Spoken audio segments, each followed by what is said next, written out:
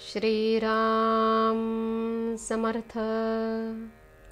ब्रह्मानंदं परमसुखदं केवलं ज्ञानमूर्तिं द्वन्द्वातीतं गगनसदृशं तत्त्वमस्यादिलक्ष्यम् एकं नित्यं विमलमचलं सर्वधी साक्षिभूतं भावातीतं त्रिगुणरहितं सद्गुरुं नमामि। भगवान गुरुदेव, आपल्या चरणकमली आमचे शतशः प्रणाम असोत।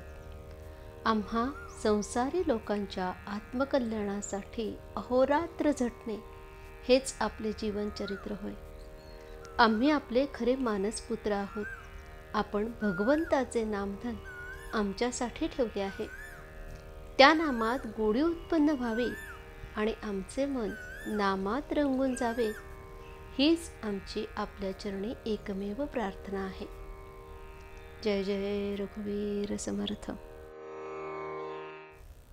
सत्समागम हाच सर्व साधनांचा राजा। मनुष्य जन्माला येणे, संतांची भेट होणे आणि त्यांना ओळखून त्यांचा सहवास होणे, या तीनही गोष्टी फार दुर्घट आहेत।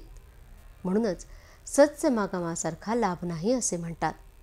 सत्समागम म्हणजे सर्व साधनांचा राजा होय। काही मागण्याची इच्छा संत नष्ट करतात, मग मिळवायचे कुठे राहते?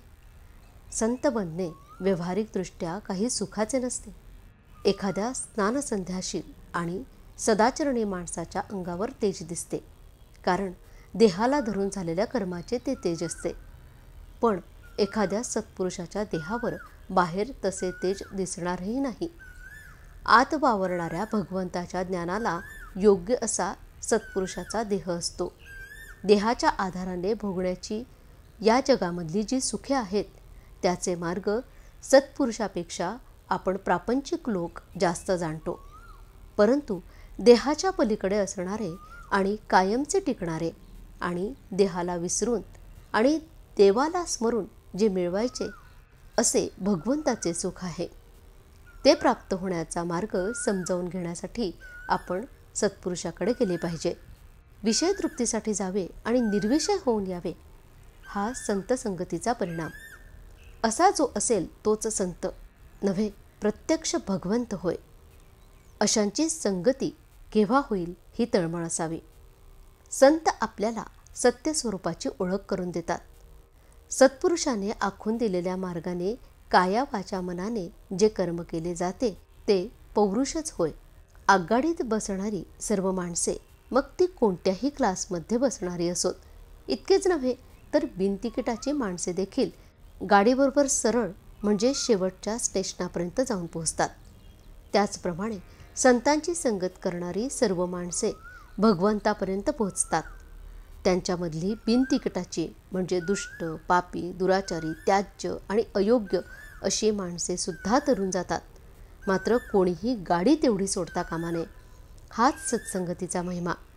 परमार्थ साधण्यासाठी सत्संगती फार उपयोगी पडते। ही संगती 3 प्रकारची असते। 1. संतांचा प्रत्यक्ष देहामध्ये सहवास। 2. संताने सांगितलेल्या मंत्राचा सहवास आणि 3. संताच्या विचारांची संगत। संगतीचा परिणाम नकळत होतो, म्हणून सत्संगती धरावी।